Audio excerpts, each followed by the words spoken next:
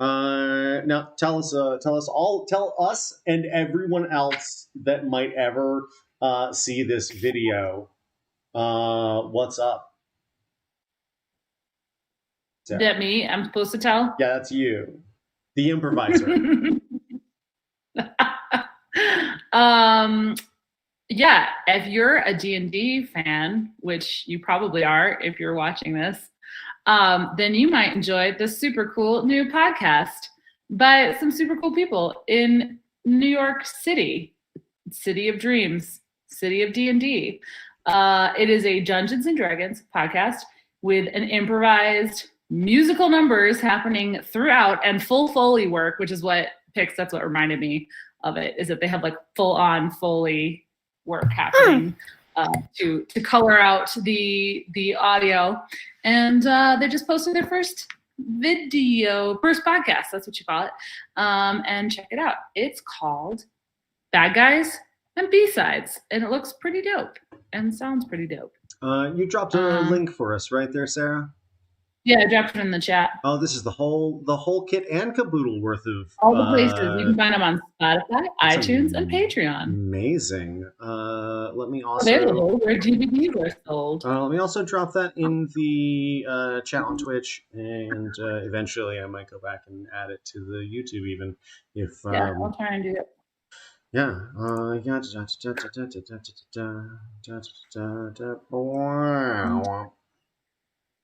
All right, I'm dropping it to the chat room here. Yeah, it's in the chat room. No, why? Why you don't say I am logged in? Okay. Don't I did it. It's Brian, darling. Brian with an I. Brian. Yeah. Yes, that's exactly what he did. He's a very bad boy. I love it. I miss it. All right. Just a second here. I gotta get Dolly the Barbarian activated. Activate me.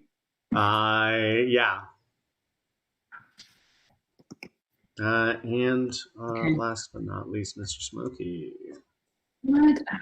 I'm trying to log into Twitch, and it's making a real production out of it. Come on. You don't have to log into Twitch. I did it. I do the thing. I got the thing. It's already going. Oh, you did it. I did it. I said I did it.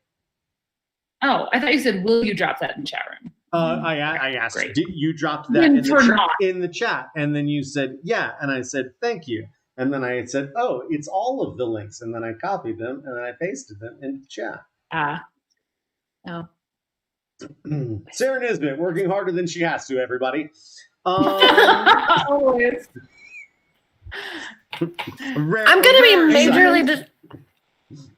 majorly disappointed. By the way, if the series for the Adventure Zone coming out, the animated one, doesn't have Brian with an I voiced with a German, an effeminate German voice. It would be distressing. I did really love the cartoons of them from the first arc, where they just did cartoons over the voices. They did that? Oh my! Wait! Oh god! Can you please link me in private sometime? Eventually, you're just gonna have to wait with bated breath in the meantime. Otherwise, we'll lose you to it for the night.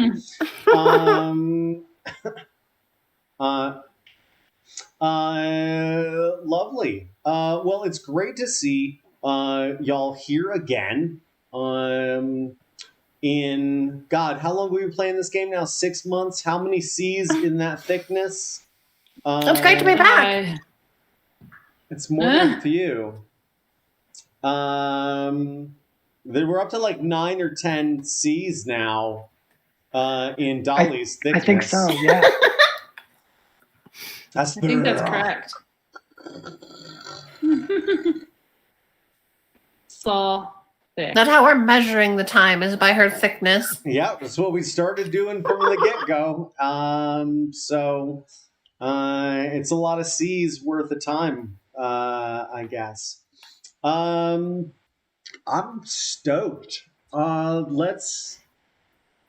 ocean of C's. An ocean of C's. Y'all, just a quick poll. Who wants to play Dungeons and Dragons? Me! Oh, me! Let's do it. Okay, all right, good. We got him. Boom. Here we go with Dungeons and Dragons. Now, in all of my games, I did do the introduction so much. Welcome back to DMing Hadley's games. Pleasure to have you. Tonight, we're playing a spinoff of the Mercenary Guild, the Ballad of Jolene and Dolly. And if those names ring a bell to you, it's because those two have a sordid history. And our adventure has thrust these two back into one another's lives. And with the aid of a new companion, formerly adversary, Smokey provides a great deal of support and insight into the circumstances surrounding them. I'm so excited. Let's just do the round robin. During the round robin, we like to do 4 distinct things. The first thing we like to do is introduce ourselves. The second thing we like to do is share with one another and the world our pronouns. The third thing we like to do is introduce our characters. And the fourth and final thing is offer a vivid aesthetic description of those characters so that they may live in each and every one of our brain holes, because I like to vividly hallucinate with my friends on the internet for 2 to 3 hours at a time, 6 days a week, often multiple times per day, and today is no different. So, without further ado, Sarah Nisbet, please take it away and show the folks at home how it's done. Schmello. My name is Sarah Schmello. And for those of you who were tuned in earlier, I'm a fan of double work. I'm just feel like I just want to call that out. My Why do pronouns. It once when you can stress about it twice? Yeah, it's all the work is twice the stress. It's so fun. Twice the brain drugs. Yeah, you may refer to me as she, her, and you may refer to her as Your Highness. Oh, Your Highness, or Your Majesty, or Hey You. All of those are fine. Yeah. Earlier, Hey Sweet Cheeks worked. Yeah. Hey girl, that also works. Bro, I also respond to bro, but only if I'm being addressed in an aggressive manner. Sarah, in which case, bro is gender neutral. Is in fact a hollaback girl. That's what she's trying to I bloviate on. She is the antithesis of the song's meaning. She is the hollaback girl. Yeah. Yeah, that's my pronoun, hollaback girl. Let's see. I play a character by the name of Dolly the Barbarian. And as you might imagine, she visually is a bit of a hybrid between the birthday girl, recent birthday girl, as we just learned. Happy birthday, Dolly. You should watch sometime. Dolly. I think you'd get a kick out of this. Yes. Happy birthday, Dolly. She would. Happy birthday, Dolly. We love you. You're amazing. You should be president. It's true. Keep doing awesome. Can we just make you like head matriarch? Is that okay? Can we just? Yes. I would love if we just immediately instated her as president of the United States. Just if things would get better She fast, would get and all shit y'all done. know it. She would. That's how she does. I know. Yeah. And yeah. Let's be honest. She would slay. It's true. Pun totally intended. It's true. Yeah. Yeah. This is true. True. True. Inspiration. Yeah. So I play. What does she look like? She looks. Amazing. Let's see. She looks amazing. She's a little bit over 6 feet tall.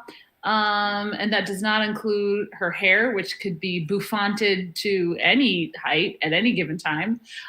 She is thick with 9. an indeterminate amount of C's, but I think we're at 9. It's in +1. Yeah, n+1. THICC to the n+1. Yes. She's thick to the nth degree. Correct. Yes, to the nth degree.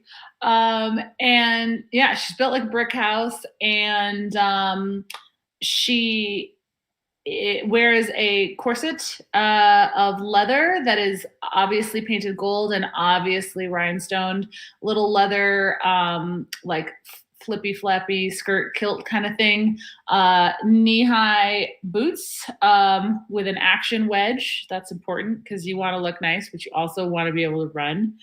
And like I don't know if I've said elbow pads in the past. Yeah, knee pads and elbow pads. I don't know if you've said that in the past, but they're there. And they're also the knee leather. Pads are sort of integrated into the boot. Yes, exactly. Into the boot. Exactly. She always has a full face of makeup because you can't be fierce if you don't look fierce. And she will just as happily kick your ass, sing you a song, or tell you a story, or do all three. It really just depends on what needs doing in that particular moment. And that's Dolly. I believe. I think I got it all. I think you really got it. And much to Pick's point, I really missed this. Yeah. Take it away. I was just Pix. thinking that again. I'm gonna lean back and drink this in. Okay.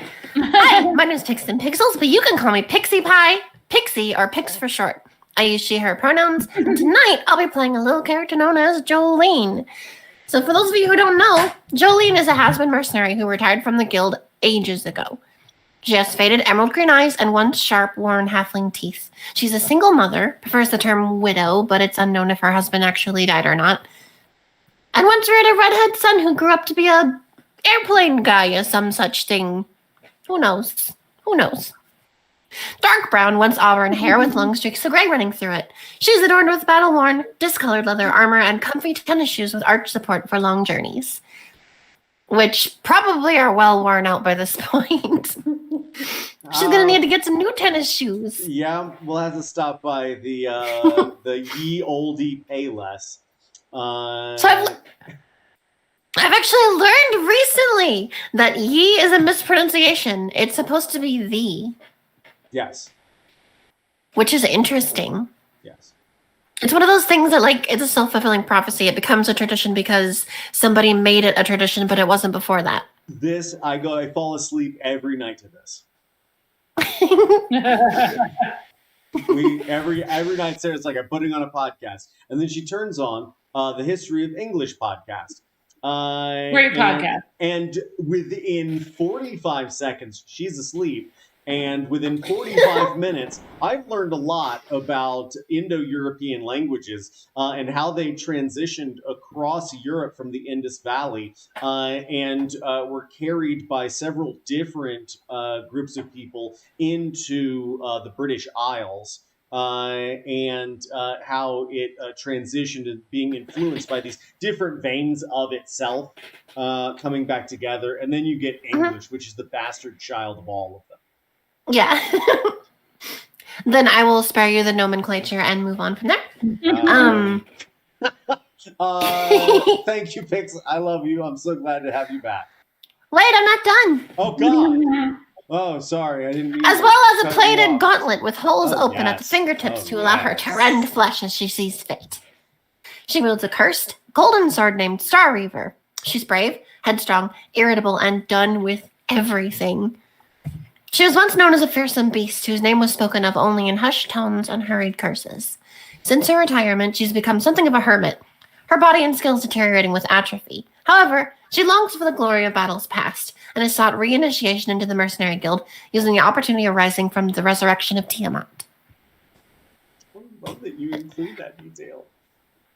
Huh? I love that you include that detail. Thank you. It truly is this cataclysmic change in the world. And I really find it roots me and the story in that time and place. Well, you forgot that detail was in there because you were going to have me move on. I thought we'd just been going on. I was looking at Jimbo's face and I was longing to hear his voice. Okay. Then I will, without further ado, let Jimbo do his thing. And also, it's good to be back and answering to your question. Thank you very much. No. I miss you guys. I've missed you guys too. No. Aww. Well, Jimbo, show us what you got, baby. Oh, I ain't got nothing. So have a good night. Bye. Bye. That joke. The end. The end. Oh, Great game, hi, everybody. I'm Jimbo. I have the he/him pronouns that I used on the reg. Tonight I play Smokey. Smokey. I would like to start off presenting a picture. Yes. So, this one goes boop. What? Oh, you stupid. My computer said no. Maybe I'll just have to fix this for later. So, yeah, Smokey. Smokey is an older gentleman. I believe silver fox is usually a term that could be applied to him. He's both silver and foxy. He has long gray curlyish hair, a very well-kempt beard. He is about 5'10", 145 pounds, gray blue eyes. Let's see. He never carries weapons with him, but he does have a shield. There's a really interesting quality about him that he is always smoking off of his body, as if he's been freshly put out of fire or steaming or constantly smoldering hot. Constantly smoldering hot. Yes. And he usually has a smile and a kindness on his face, but in his eyes you can see that he has something that he has to atone for, something that needs to be forgiven, and it is very much forgiven from himself. He's a very show don't tell kind of guy. That's true too. And recently we learned that his name used to be Cyrilosi. And he was a being of destruction. That's very exciting. I do love your inspo for him, though. It's Oh, I also I didn't realize until we got on this call. He exists at least as an avatar in the Skies of Smoke campaign that I just started. In a character named Pascal, who is an artificer. Their likenesses would make them seem brotherly, at least. Okay. Neat. I'm DMing Hadley. He, him pronouns. Everything. Yeah. Where the hell did we leave off? The last thing I remember was y'all getting a letter. Missive. Yeah. That Dollywood had was on fire. Which, by the way, I just discovered the other day that Dollywood is a real place. Sorry, and it's basically... That's why we didn't go with Dollywood, because it's Dalsylvania. Okay. The Dalsylvania, was En Fuego. And... shit. Yeah. As characters, you learned that Bodisham, who Jimbo and picks your characters, Mithri and Peggy. That's right. Came across in Pegasaur is my full name, please. God, yes. I am in love with her. I want to be very clear. How can you be in love with a hero such as myself? She reminds me very much of sort of a hybrid of my first two girlfriends, and I'm like everything I love in a gal right there. Which I had no idea about. The jean skirt and the braces and the nerdy glasses. It's the whole kit and caboodle. I'm just like, what do you mean nerdy? These happen to be very rare spectacle frames. Thank you very much. See, it's irresistible. How am I supposed to resist that? How am I not supposed to go? Yeah, I love you so much.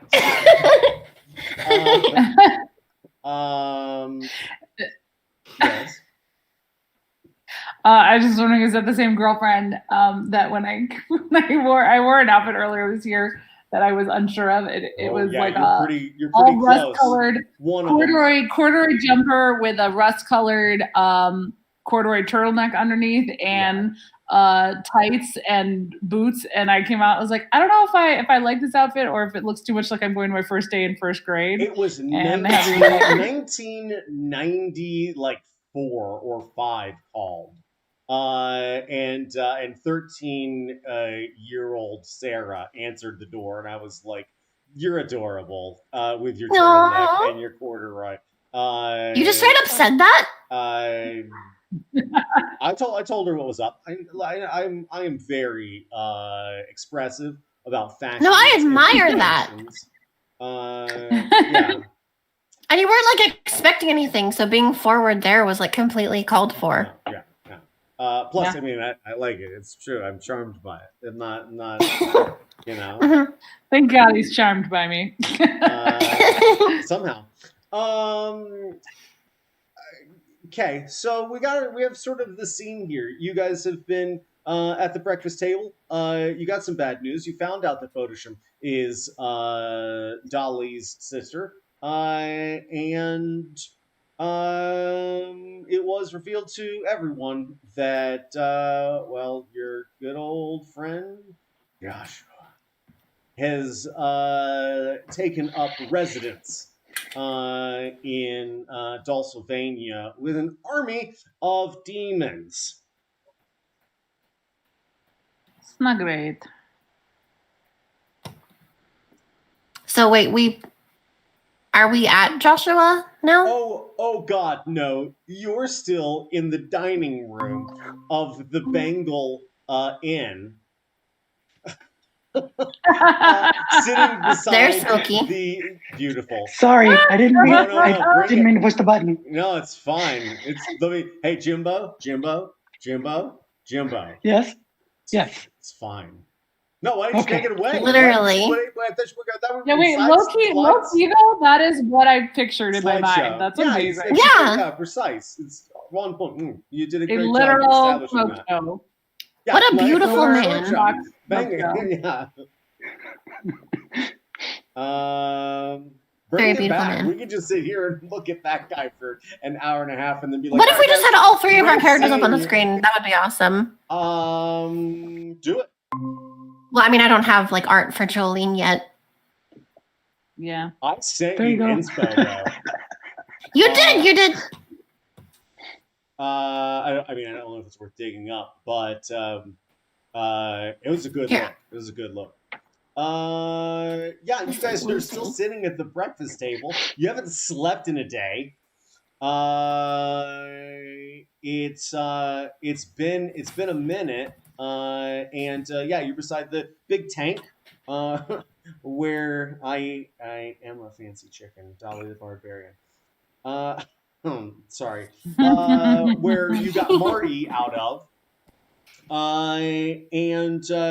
your waitress comes out and puts down just like plate after plate after plate, y'all are sitting here with a feast in front of you, and Dolly, your hometown's on fire, girl. What the fuck are you gonna do? How's she handling this? Yeah, and how far away is my hometown? It's a fur piece, one might say. Okay, so I can't be like BRB guys. I'm just gonna go. Probably not without calling in some sort of like favor from someone. Why don't you roll me a history check?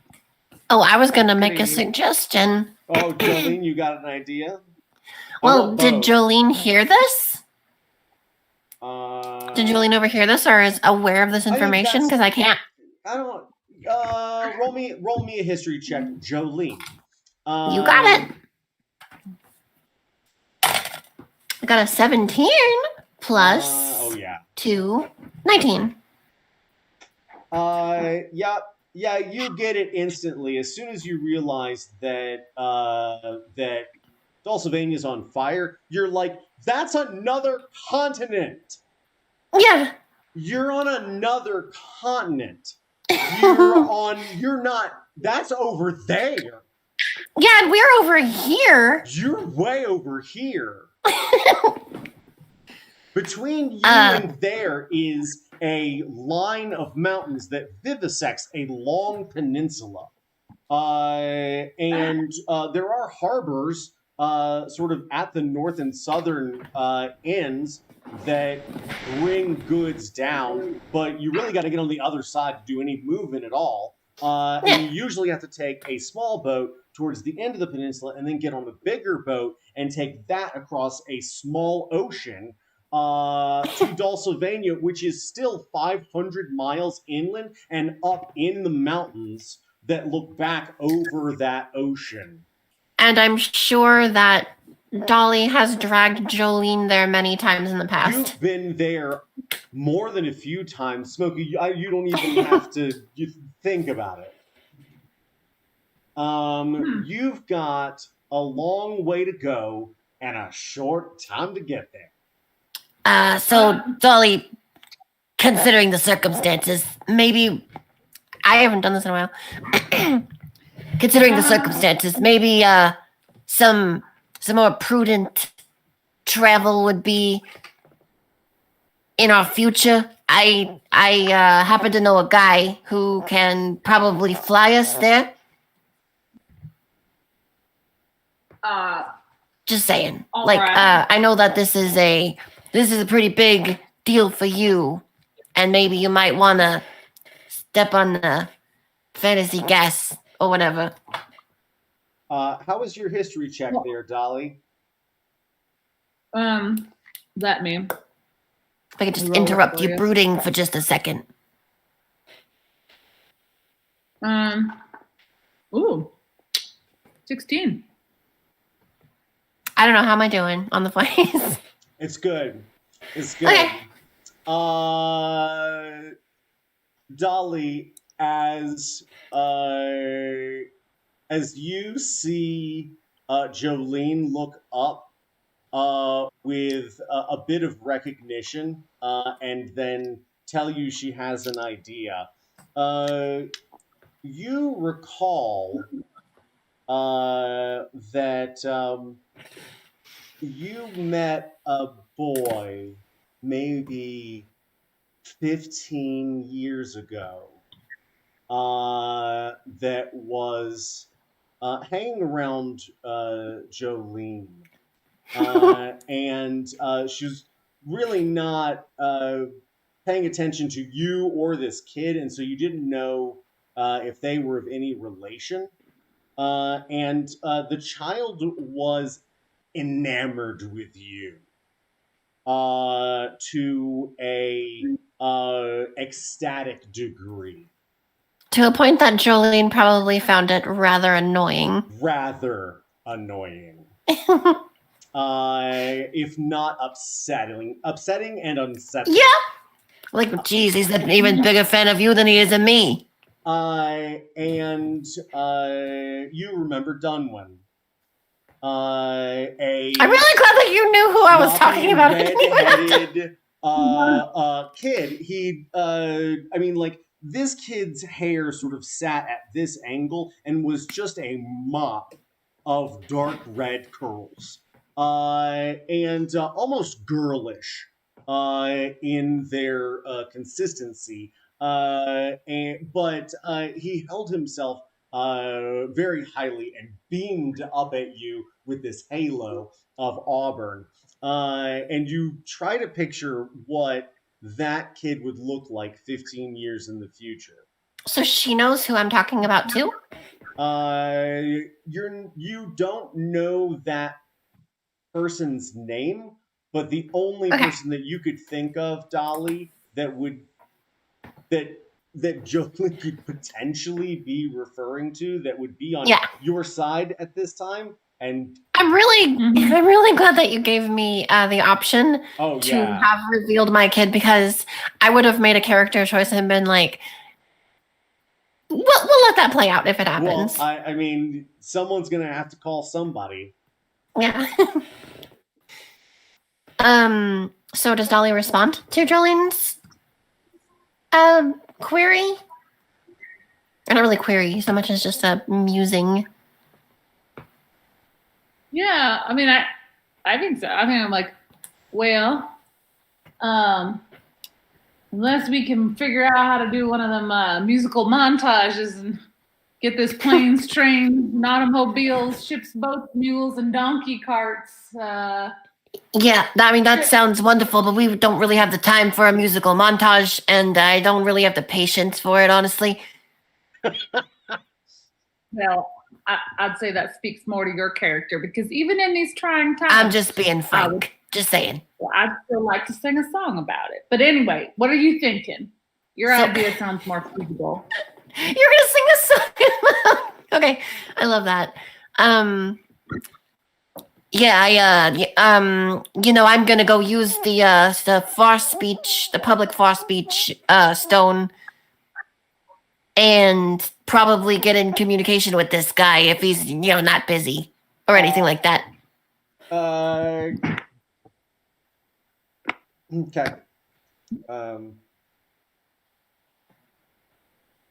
I love how Jimbo's face is like frozen in a smile from my perspective. That was just him smiling consistently. Not moving or blinking or laughing. Yeah, no, he's just... So you guys see it too.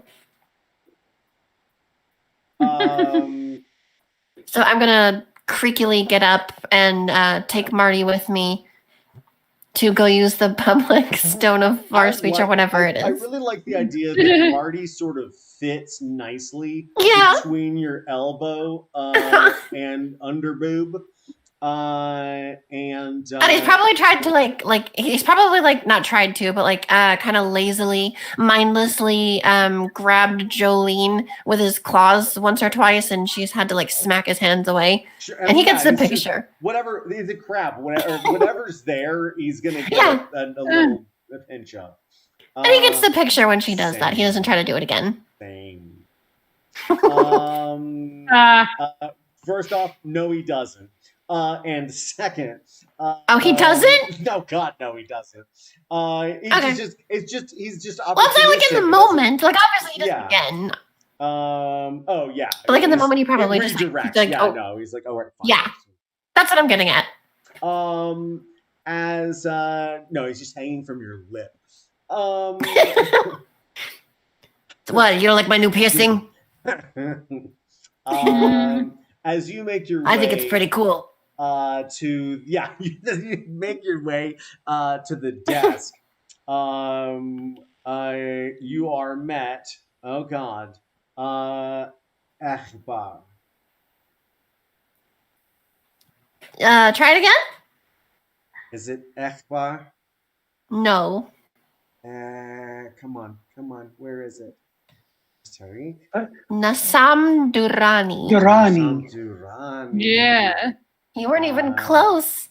Dudley, you're off your game. I know. Oh, I was thinking of a similar individual in a different game. But he's the concierge. Nizam Durrani. He is standing at the little sort of check-in counter, and as you approach, he immediately reaches to the edge of his eyebrow and starts to sort of calm down, what you imagine would be a twitch.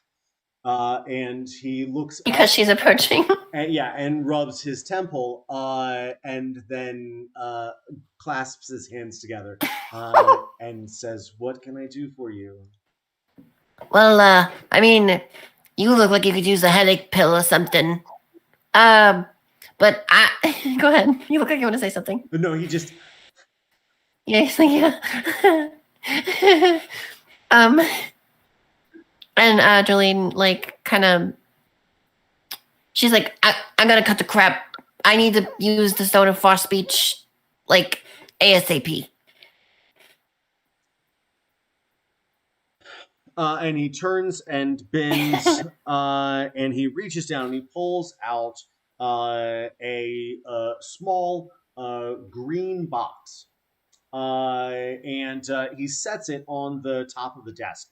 And it has this pebbled leather finish. Oh, I love that. With gold filigree around a lid that sort of has this beveled edge to it.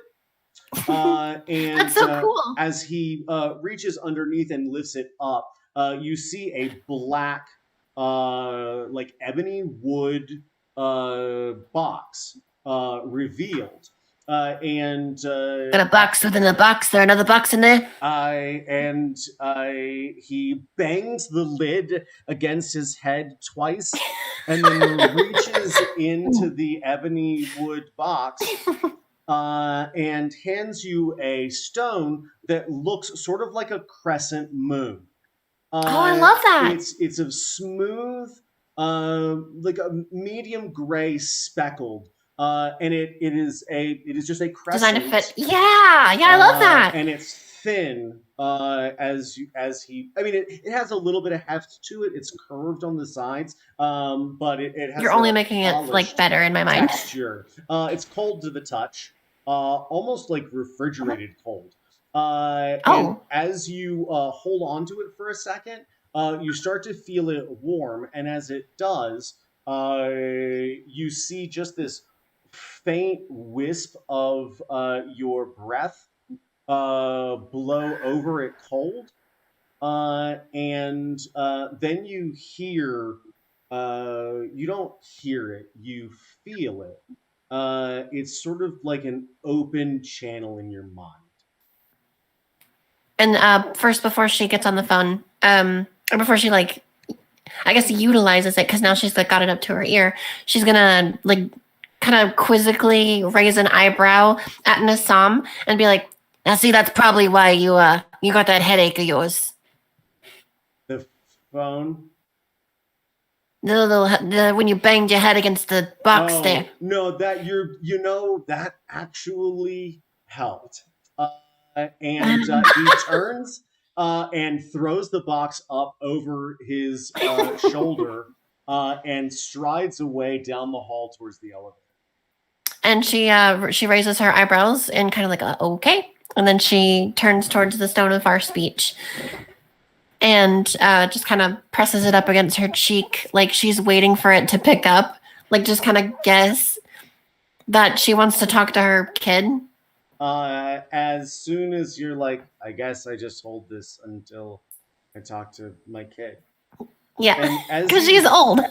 As you think, my kid, you feel your brain get pulled several thousand feet into the air.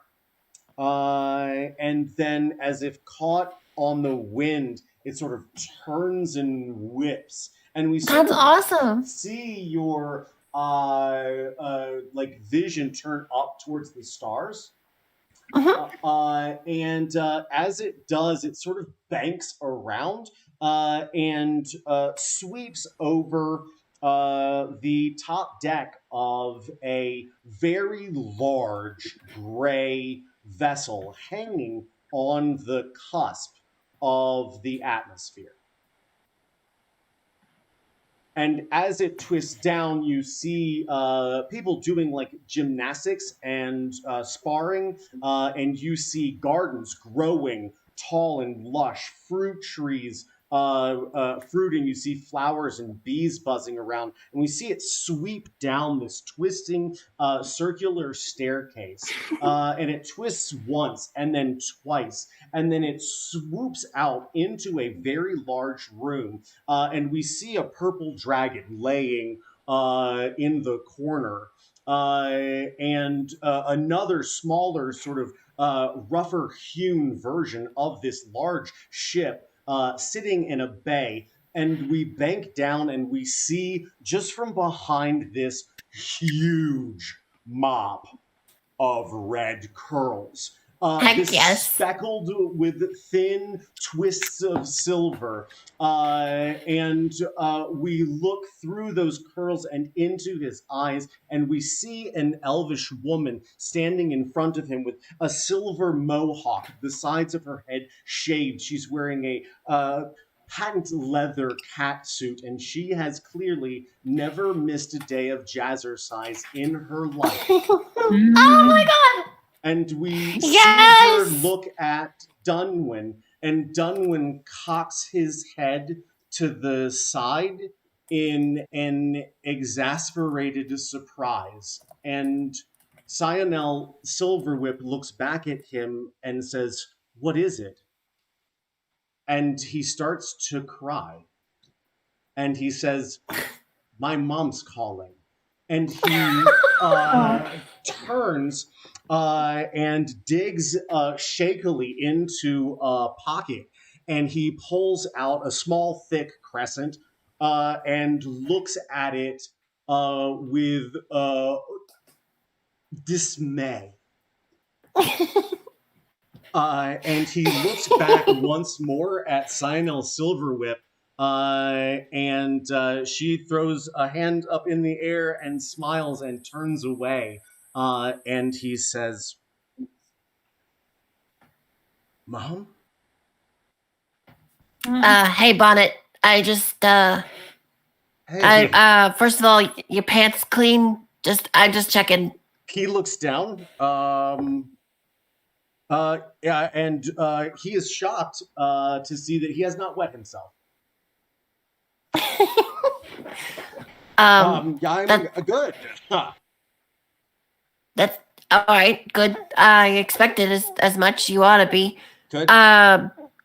You brushing your teeth, making sure you got that good oral dental hygiene. He reaches up and scratches at a tooth and scrapes out a little film from under his nail. Yeah, Mom, you know I am. I don't know that. You weren't the best at oral hygiene, but hopefully you're doing better now. Your teeth seemed fine the last time I saw you, but hey, Mom, it's been a minute. Mom. I'm actually not really busy right now, but I imagine you did actually call for something other than a chance to remind me of my oral hygiene. All right, you got me. I need a favor from you. It's a small one. It's just a little. Are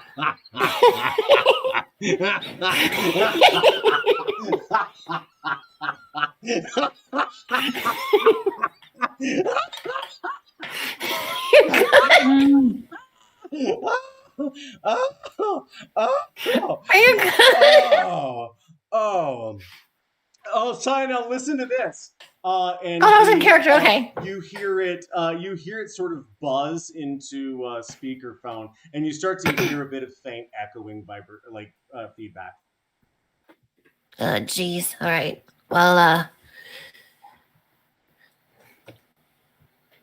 I'm looking for a favor from, Bonnet. Sionel Silverwhip turns around and looks at Dunwyn and goes, and Dunwyn shakes his head, and we see these curls just sort of twisting back and forth. And he looks down begrudgingly. Yeah, Mom, what is it? I was hoping if it wasn't too much for you. Right. I was talking. Please don't interrupt me. Uh-huh. So I was hoping.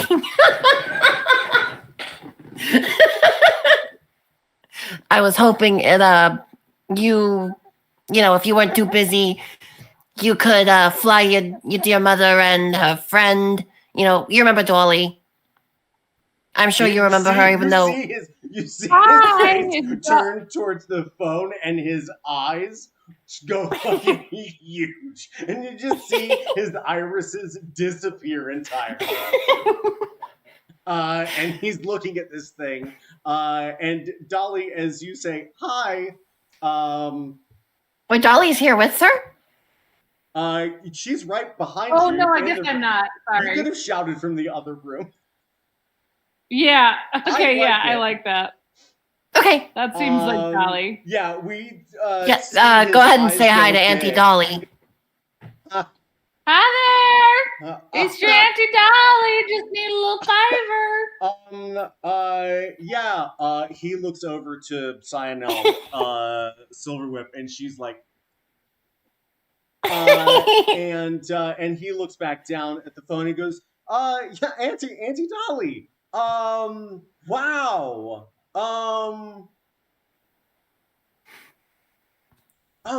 Hey, Mom?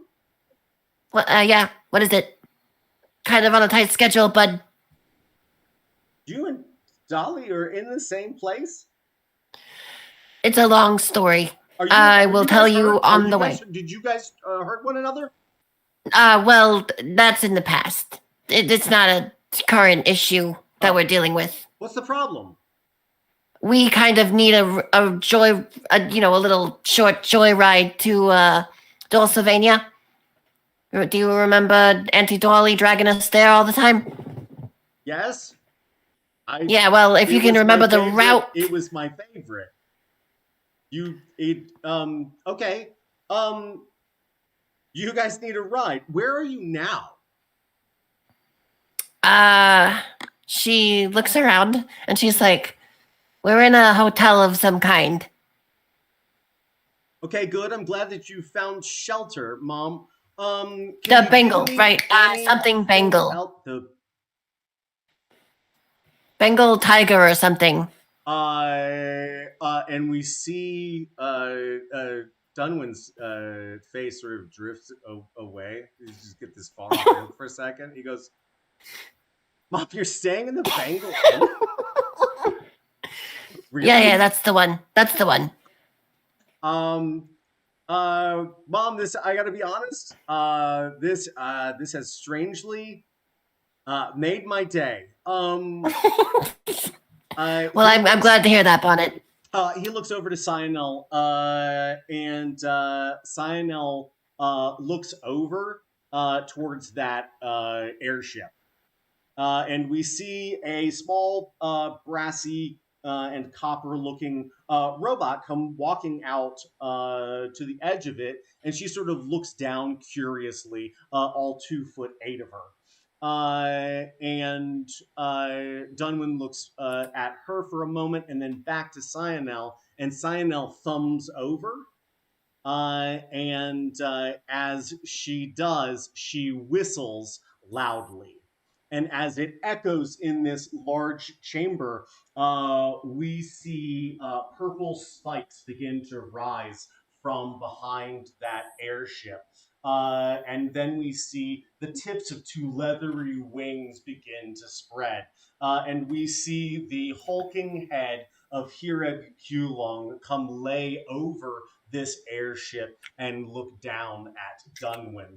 And he looks up smiling and begins to tap his fingers with delight.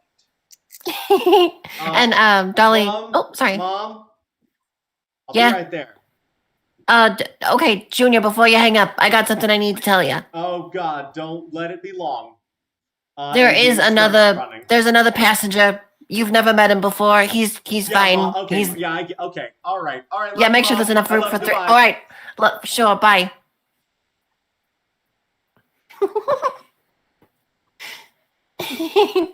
Well, how's the... have we got a ride? How's the frittata? Yeah, seems like we got a ride. Oh, good.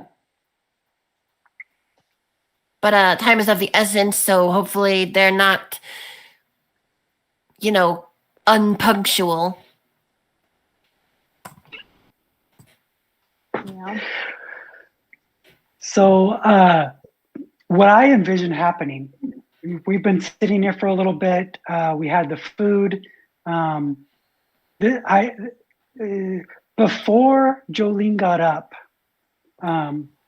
but shortly after we heard about Dulcivania and Bodisham, Smokey had a cup of coffee, he had the frittata, and he was eating it and thinking and drinking the coffee, and his mind is just off somewhere else. He's thinking, he's starting to sweat a little bit. He's getting worried that he's not sure what's going to happen. He takes a bite, takes a sip, thinks, takes a bite, takes a sip, leans back in his chair, takes a bite, takes a sip, puts the coffee down on his leg, still holding it in his hand, takes a bite, keeps thinking, but doesn't let the frittata drop. Starts falling asleep, thinking and thinking and thinking. So throughout this whole conversation, the phone call, everything, he's gone to sleep. And at this point in the story, he kicks backwards as fast and as far as he can, frittata flying out of his hand. Oh my! Tumbles backwards, stands up, and says, "No, no, no, not again," and throws the coffee cup against the wall, and then looks around. Oh, sorry. Can I get a performance check,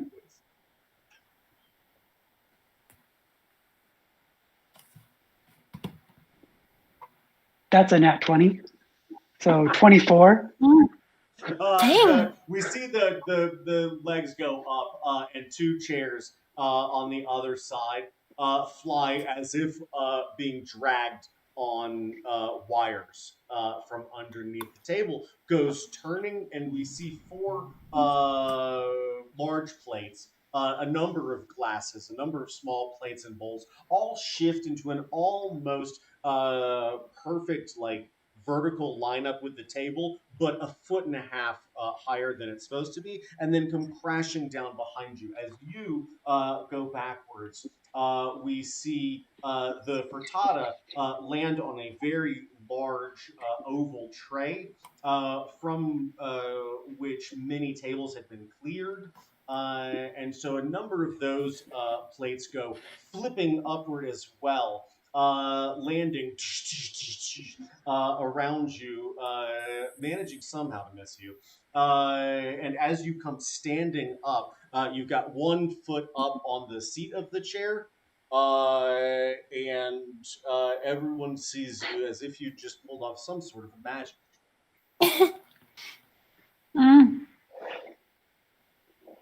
I apologize, ladies. Well, I he's must just have balancing. dozed off. And then you see the doors from the kitchen swing open, slamming into a number of these dishes and failing to clear them, and then being sort of pulled back the other way. And you see the cook and the waitress poke their heads out and go, "Was there another fight?" Did Jolene hear that? I imagine that. Yeah, Dolly and Jolene, you are just on the other side of this dining area. That's where the front desk is. It's 15, 20 feet away. She goes, when you're enjoying our company, it's hard to tell sometimes. And you see the woman slap the guy and say, "Go get the shovel." And he turns and runs to the kitchen out back. And she comes in, and she just looks around, like she doesn't even know where to start. And I think Smokey is going to start by righting a table and then start picking up some stuff. As you start in, she's just starts like grabbing a mop and just more like pushing things in a general direction. Jolene. I was just gonna say, and Jolene, she kind of like mindlessly pockets the Stone of Far Speech, and then she pulls out a cigarette. Please take inspiration. Please take inspiration. Fuck yes, please take inspiration. Yeah. I will add a plus inspiration and plus Stone of Far Speech. Olsen, custom item. So Bang and Olsen, Stone of Far Speech. How do you spell that? Bangin? I don't fucking know. Olsen. But it's literally. Hang on. Hang on just a second here.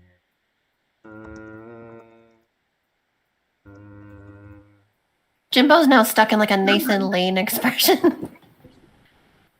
Am I really? Yeah.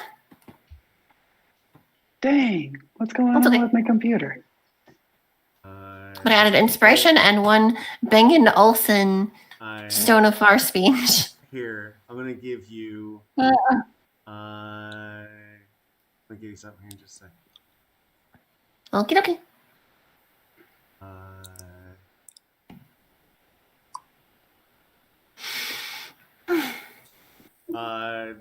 I can't believe that I remembered that this was the company that made a phone that looked like this. Here. to get a little inspo for its equivalent. Okay. That was the company that made, I guess, the cool phone. Oh, wow. In The Devil Wears Prada. Oh. It comes in a number of colors, including a dark silver that looks very much like the one that I described. Mm-hmm. Thank you. And then she pulls out a cigarette, and then she is about to pull out another for Marty, and she's just like, "You want one, bud?" Yeah, his snippers are snipping. And then she reaches in and she pulls out another one, and like she just kind of puts it in his claws. Yeah. He grabs it and immediately starts to just sort of like hold it in front of him. And then he grabs it with the other claw and sort of turns it 180. And then you see his little grabby mouthy bits. Just like nibbling at the tobacco end of it. Yeah, because I'd imagine he doesn't like actually like Jolene probably doesn't like them for him because it's dangerous and a bad habit. But he probably just like chews the tobacco and the paper up. Yeah. Mm-hmm. That's what I imagined. He's a crab. He loves it. It's his favorite.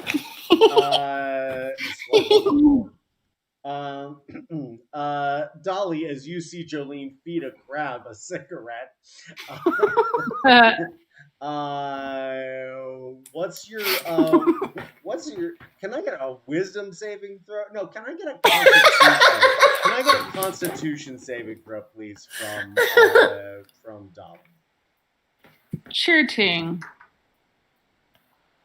9. As you see, sorry, can you do it with disadvantage? Because you have a level of excitement. Nine's not great to start with, but I forgot. Oh, you fucker! Oh, it's a 7. I thought it was a 1. I thought I re-rolled and got a 1. I was like, come on. 8. 8. So 9 and 8. As you turn to stride back into this dining hall, you misstep as you go forward. And as you do, your hand comes to rest on Jolene's shoulder. And Jolene, you feel that the grasp is more than just trying to get your attention as it starts to push into you. And Dolly, on your second step, you do catch yourself and start to stand up, but you're having to put quite a bit of weight on Jolene to stay upright in this moment.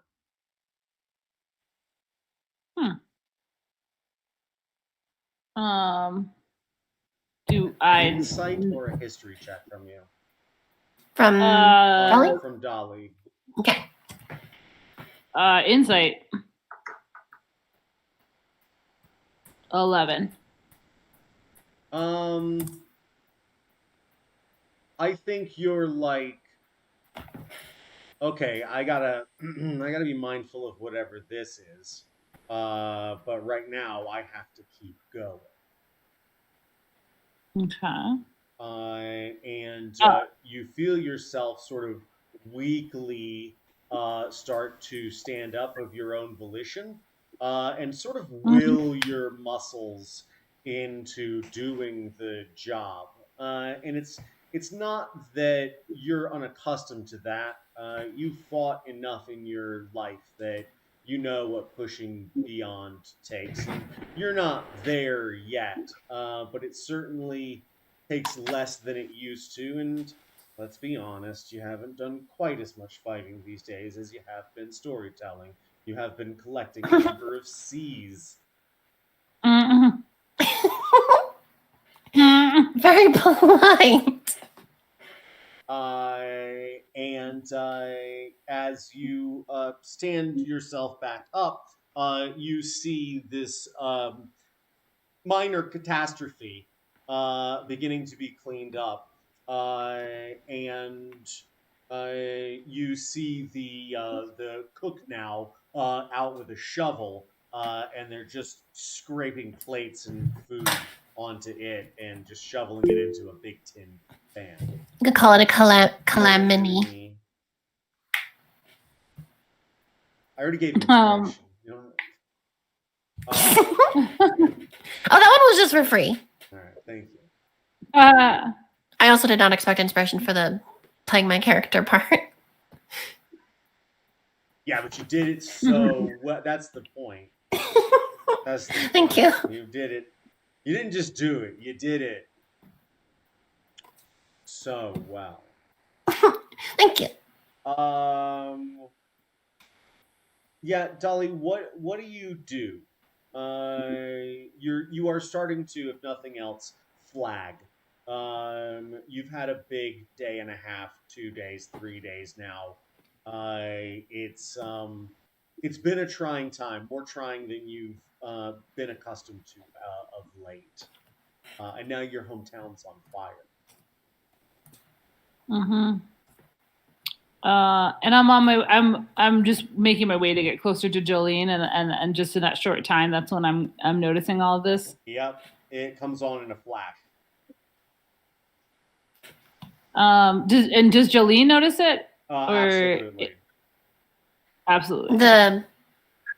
The chaos that happened with the dishes and stuff? No, Dolly's sort of leaning hard against you, and then bringing herself back up to her feet and having to steady herself on you. Okay, and Jolene is probably used to this at this point, and she just kind of like holds her arm out in a steady way. Although she's not as centered as she was when she was younger. So she probably kind of reels a little at first when you fall on her.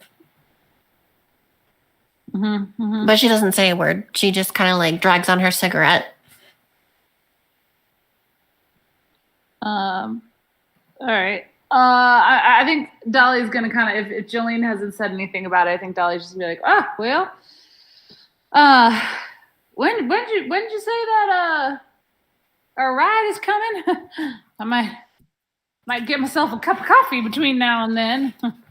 Well, my recipient of the favor was unfortunately very rude and hung up before I could get that detail. So I wouldn't know. But I'm guessing soon, hopefully soon. Well, that's good, because I'm ready to go. I'm ready. Yeah, no, you and me both. Yeah. And it looks like Smokey might be out of stamina here too. And she gestures to the calamity. Can I get a Constitution saving throw from Smokey with disadvantage, please? And he does stand up that after picking up some things. Wipes off his hands a little. Yeah, I mean, if we have to go now, I'm ready to go. Yeah, you don't seem good, pal. I'm not gonna lie. You look like crap. 16. I think we see a very similar sort of sensation as you sort of just like roll through your back and sort of. I've definitely fought through harder than this. With a 16, you're feeling like, all right, if I gotta get back up in it, and we're gonna third or fourth, however many wins it takes, kids.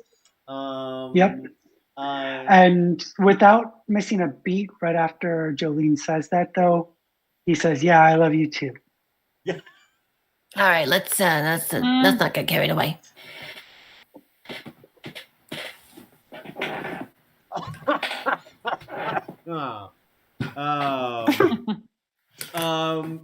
As the three of you reconvene, the last of the plates being swept or shoveled out of the dining room, Marty finishes his cigarette and flicks the butt into a small receptacle beside the front desk. And Jolene notices and she pats him on the head and she's just like, "Good boy." And he just sort of snips up excitedly towards you. And she like moves her fingers out of the way quickly. And as you come around, you see Nissam Durrani again. There you go. And he turns the corner and looks down, and then looks up at the three of you and reaches down and picks up this beautiful leather-covered green lid and leans forward and sort of slams it unceremoniously on this ebony box and stuffs it away and closes the door or the drawer. And he says, "Are you checking out?" Yeah, we're checking out. Excellent. He's like, "I can't wait to get rid of you." And he looks back towards the dining room, and we can still see some broken shards of porcelain and some spill spots on the carpet. And he sort of rubs his eyebrow, and he looks up and says, "I imagine, Miss Dolly, that we can expense this to your account." And smiles nervously. Well, we have everything on file. It's fine. We got your number. Just for the record, yeah, they started it. I will make a note of it. Absolutely. Please do. And without question. And he opens one eye, hoping that maybe the three of you will be gone by the time he opens it, and is disappointed to see the three of you still there. And he looks and says, "Should we bring your bags down for you?" I completely forgot we had luggage, if I'm being honest. That does sound good. And we also had horses. Hopefully you took care of our horses and they're not dead. He looks quickly over his shoulder, and he looks back at you and he says, "You killed the dire cheetahs." Yeah, you're welcome. They were kind of like hyena cheetahs. Dire hyenas.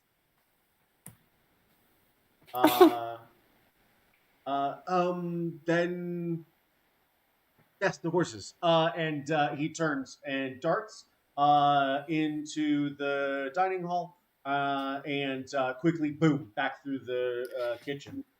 But while he's gone for that like quick second, she leans over to Smokey and she goes like, well, was he gonna hold our horses if we weren't the ones that took care of those hyenas? And watching Nasam like go off, kind of with a smile in his eye, he leans a little bit more and says, "It just might have been." Yeah, that's horse theft, and that's actually like a high crime in some parts of the country. Well, we could always. I don't even know what I'm going to say. Let Dolly magic us new horses? No, thanks. Last time one pooped a rainbow right onto my lap. In some countries, that is a sign of good favor. I could not wash out the good favor for months. Thank you.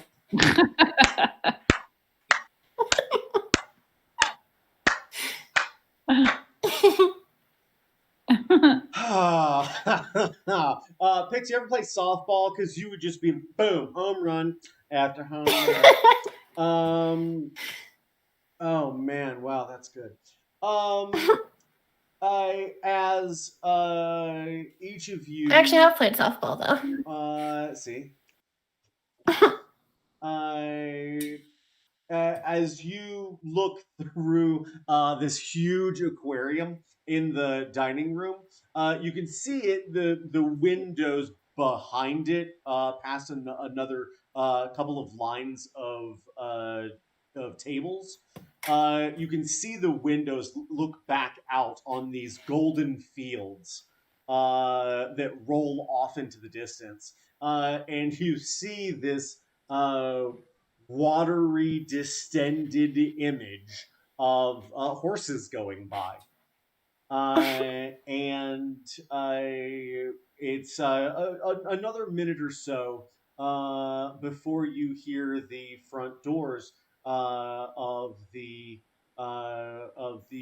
inn open, and Sam Durrani is standing there, and he bows deeply and says, "Your horses," and gestures out the door as hurriedly, as generously as possible.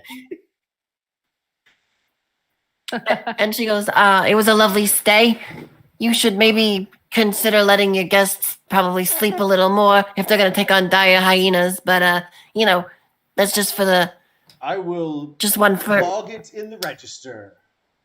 I mean, really, we should got a discount for that. Yes, look. Yeah, no, horses. You should. That is the least you could have done. Yes, we will be on our way.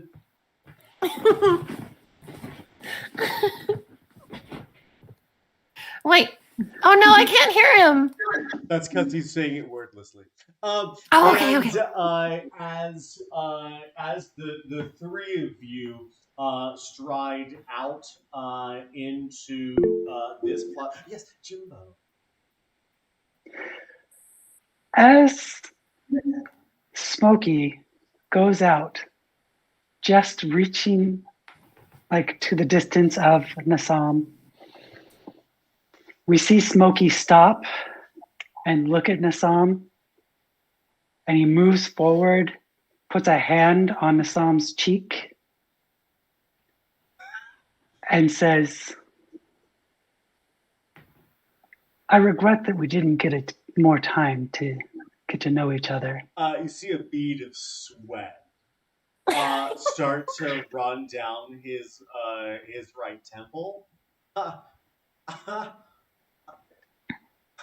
But I like you. You are a nice, good man. And if ever I find my way back here again, I will be sure to stop by and say hello. And he leans forward and kisses him on the cheek. But also enough that his lips touch Nasam's lips. You see his mouth almost as if you dropped a stone in water, just sort of ripple in response. And he buckles just a little bit, and he says, "Yes, please come again soon." And Dolly is looking at Smokey like dead in the face. She looks like incredulous but impressed. Oh, Jolene. Yeah, sorry, Jolene. Sorry, Sarah. As we see you No, I got you. Out the front door. Yeah, Jolene, we can see you're just sort of standing at an angle between shadow and light. We can start to see the arbor really picking up, and these nice, thick, almost like streaks of silver that bed in to that those curls. And Smokey, as you step out, we see that same sort of angle of light, and can now see out of the shadow a much clearer sort of smoke emitting and running off of the side of your face. And Dolly, as you step forward, we see the sun gleaming through the top of your hair in an almost distressing magnification of illumination. And we start to actually see like a small spot on the gravel, like you just held a magnifying glass up, and sizzle just a faint bit. And then we see that gravel begin to swirl. And similarly, we see Smokey's smoke curl up and away, and then we see those tossels of Jolene's hair flying up into the air as there is a blast of wind, and a dragon's head leans in front of the three of you, less than 5 feet away, and says, "Hello. I'm here, Egg Kulong," and then rises back up and spreads his wings. The right one scratches out against the building next to the fountain, and the other one blocks the view of the plaza entirely. And he rears up proudly, and then comes down and leans forward. And as he sort of tucks his head down, we see Dunwin slide off of his neck at the base and begin to stride forward. And as he makes his way to you, he scratches his head, looking towards the three of you in front of the Bengal Inn. And he strides up. He's wearing sort of a heavy canvas jacket over a green jumpsuit with high-laced brown boots. They come up like well over his calf in the middle, and he sort of shakes his hair out a bit, and he says, "So y'all need a lift," and he smiles. He's so smug about it.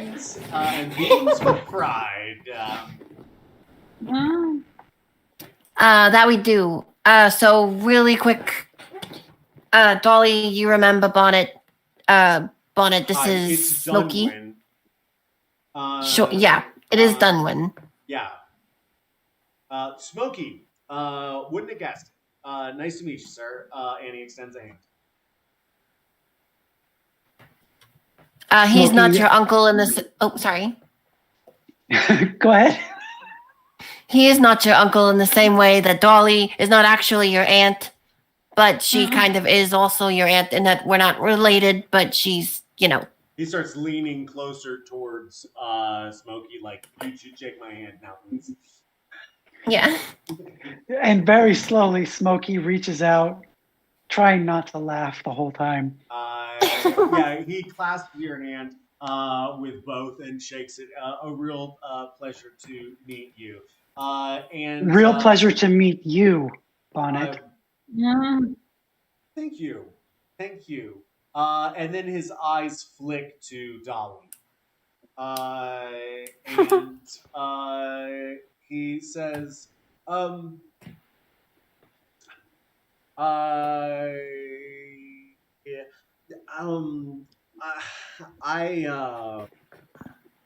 Oh, I know you're tongue tied. I know people get that way around me.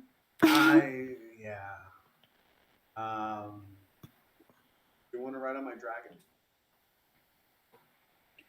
Well, usually I make you buy me a drink first. And then he looks down to the left, and his face turns the same color as his hair.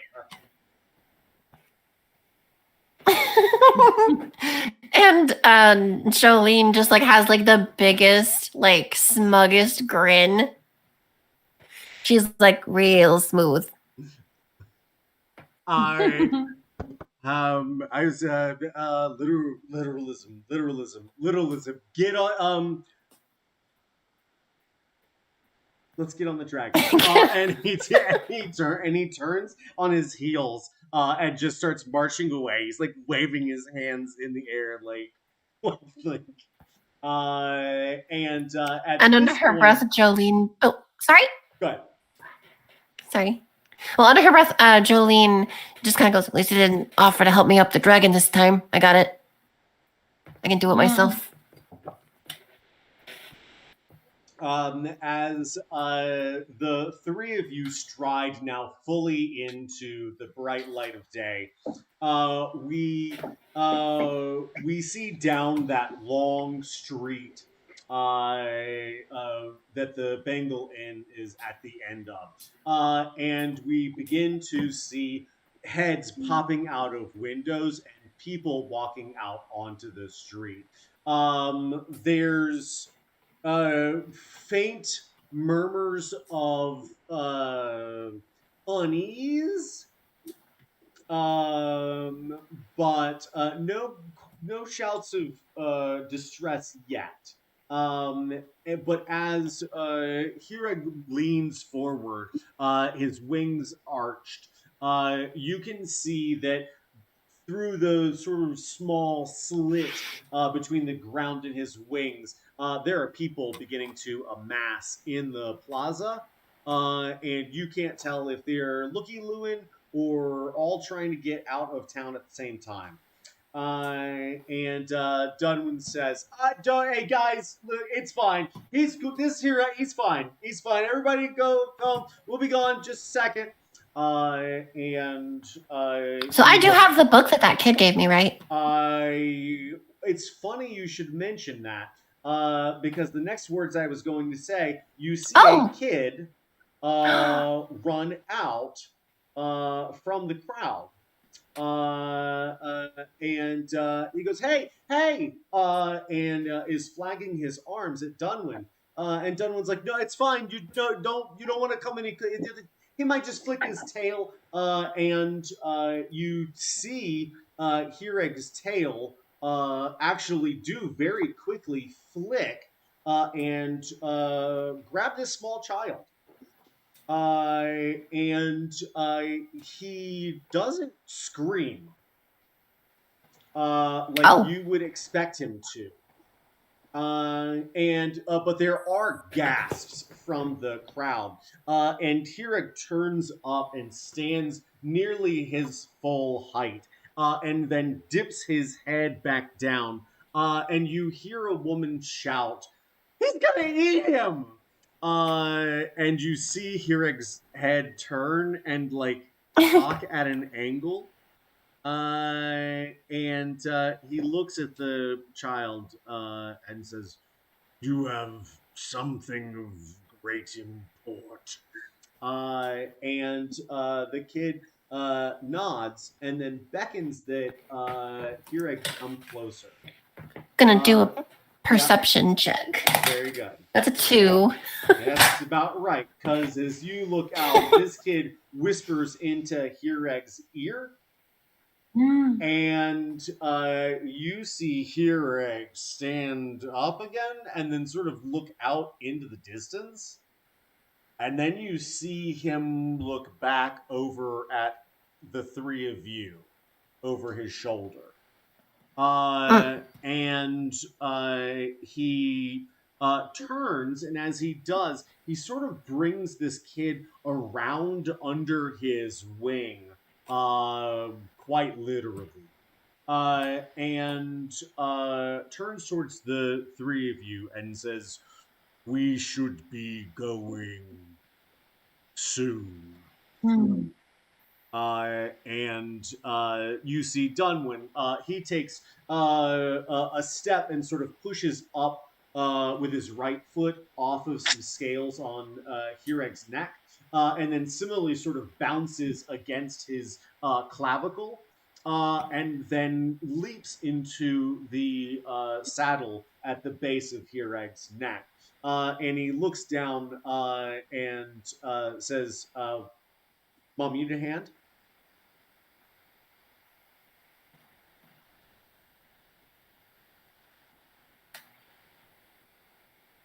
It's okay. I know last time was tough. Wait, what? Mom, you need a hand? Oh, yeah, she is struggling to get up. She's like, no. She's like waving her hand. She's like, I got it. It's, no. I can do this. I can do this. And then she, Dolly, can I get an athletics check, please? You're mean. Oh, you think I'm mean, do you? With disadvantage too, right? I wanted to see what the because first we're roll exhausted was, and then see what the follow. What was the first roll? 12. Roll me with disadvantage, please. Oh, you're mean. 2. Wait. No. Yeah, 2, but it's still a 7. It's still a 7 because I'm very athletic. Thank you. Yeah, we see you go put an action wedge into Hireg's shoulder, and as you're expecting, I don't know, maybe a little more resistance, you feel your legs sort of go, that wasn't enough, and go forward, and you do manage to grab a hold of a couple of the spines on his arm, where just above where it meets the wing, and manage to start prying yourself up. And we see both Jolene and Dolly sort of against Hireg's body, trying to get up. Jolene, can I do an athletics check? Yes, please. Yeah. Read your mind there. Oh, you gotta be kidding! I rolled a nat 1. As the two of you are just I'm gonna see what my other roll would have been. Flailing. A 10, okay. Flailing at one another. Jolene, you try and clamber up, and you manage to grab the edge of Dolly's corset. You were trying to grab a hold of one of these little spines, and instead you ended up like slipping and grabbing, and now you're pulling, Dolly down on top of you as both of you are falling down to the ground. And we just look past Dunwin's mop of red hair, and as we come up, we see the two of you sprawled out in the sand with Smokey looking down over the two of you. And she just kind of like puffs out like exasperatedly, like, he's never gonna let me live this down. And Smokey, looking down at both of the ladies, steps forward and bows to the dragon and says, "Mighty and grand Hireg, it is an honor to meet you. I, unfortunately, am very weary from the amount of battles that we've had these past few days." He leans in and says, "We all fight many battles. Would you mind coming a little lower for me? And he turns his head, and his mouth, his eye is about your size. And so it's very expressive when it and we see it squint just a little bit. And then we see just the faintest upturn of the last scale that covers the edge of his lip. And the three of you now see Hireg flat in an almost unnatural way. Like he's folded his rib cage down. And you can see his shoulders are still like the shoulder blades are still up, but like everything else is like hungered right So now. basically, he's like a certified loaf. Yeah, he's more like a doll. A dollop of Dolly! And it is quite the sight to see him as low as he can go, and see Dolly and Jolene both about as low as they can. And without missing Also- a beat, Smokey puts his hand to his heart and says, "You honor me so greatly. I now personally owe you a favor when I am more well rested." And then we'll turn to try to help up the ladies.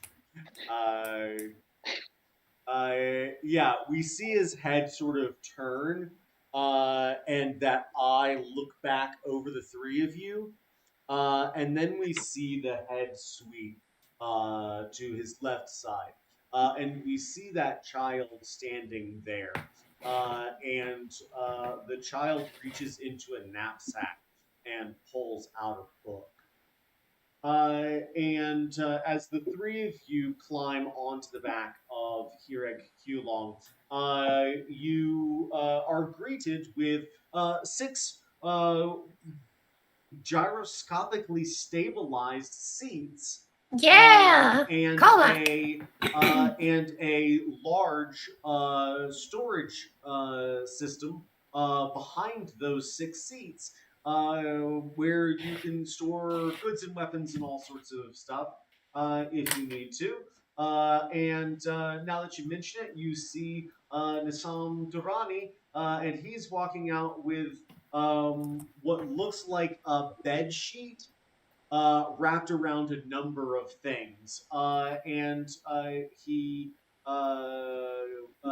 looks out at the horses. And then we also see Dolly, your stagecoach, start running out. Because that took longer to get ready than the horses.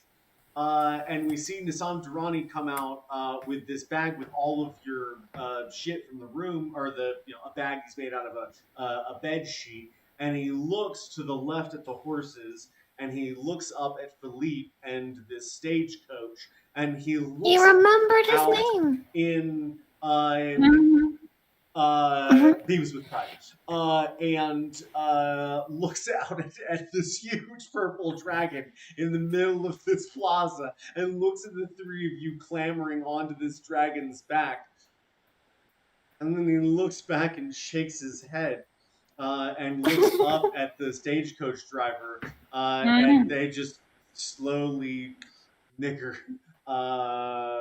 towards Philippe and turn him, and just like Philippe hangs his head, this driver hangs his head, Nisam Durrani hangs his head, and Dunwin beams. And what about the kid with the book? What does he want? Does he want to give me the book? What about him? Well, it's not the same book. Oh, okay. You've got that book. He's got a different book. He's got Gotcha. a few books. So is he coming with us then? You don't know. Right. You're trying to climb up a dragon. That's true. as you sort of slip into your seats, and Dunwin turns around and does here's how you use the seatbelt, here's the flotation devices. The exits are literally in any direction, but I do not advise you jumping off of a dragon, as we will be at altitude. Yes, you can still breathe at great heights. That is because Hirek is imbued with a magical essence that is sufficient to sustain life even without having to breathe. By breathing in and out the magic that he emits, you can exist at nearly any height. You know what? We've got to go. And he swings a leg over Hirek's neck. And turns around and grabs the most magnificent set of reins, at least by way of length, you've ever seen. And can I get perception checks with disadvantage from all three of you? Yes. And Jolene also turns to Dolly and says, and he wonders why I never want to ride with them. Because he's like talking a lot. You said disadvantage? 17. Disadvantage, but I want both numbers because I'm going to tell you both numbers. Okay, well, Gosh, I got I a 2 and a 19. A 2 and I also got a 2. My other was 17.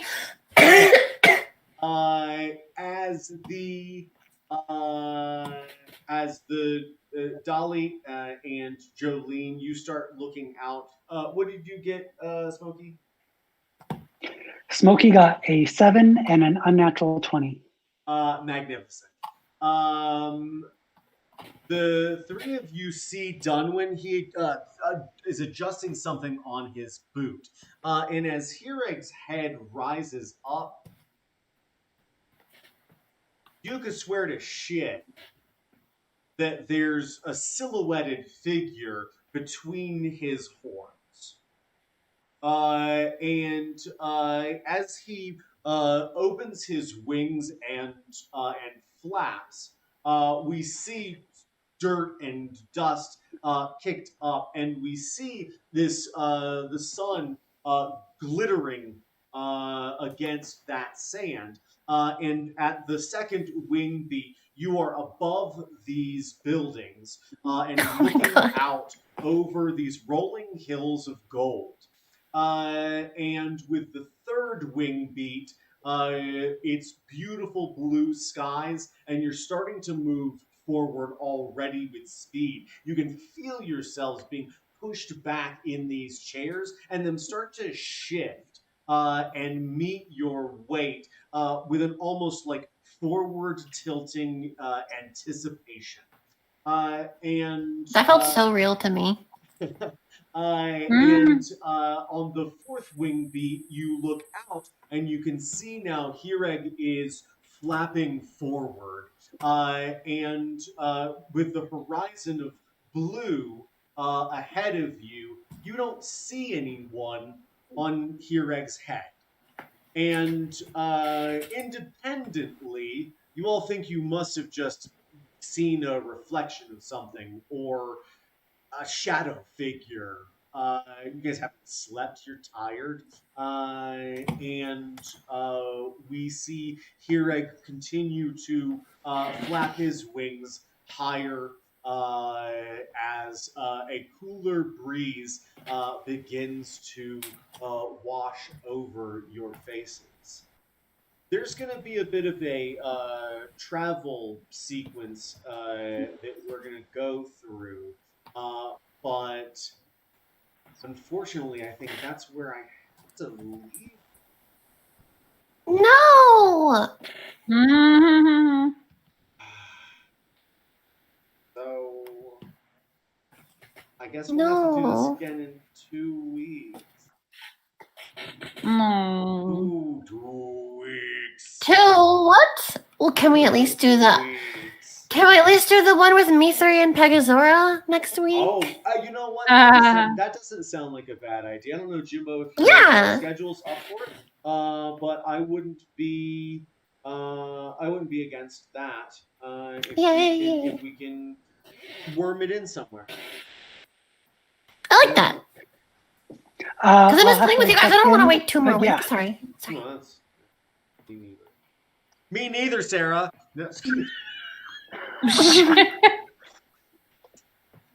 Also, I found it's called Bang Aloofson. Aloofson? Yeah. Yeah, I looked it up. Oh, yeah. Not Bang Olsen. Aloofson? Or Aloofson? Aloof or Aloofson? Aloofson. Bang Olufsen. Bangausen. Unfortunately, I must bid you all adieu. Au revoir, and remind you, as always, to be good, to take care of yourselves. And if you can't be good, don't get caught. And if you do get caught, don't say shit. Is that a new one? Yeah. Love you guys. Love you guys. So good to see you. Bye. So good to see you too. Can't wait to see you next week. Next week, right, guys? 2 weeks. Bye. No.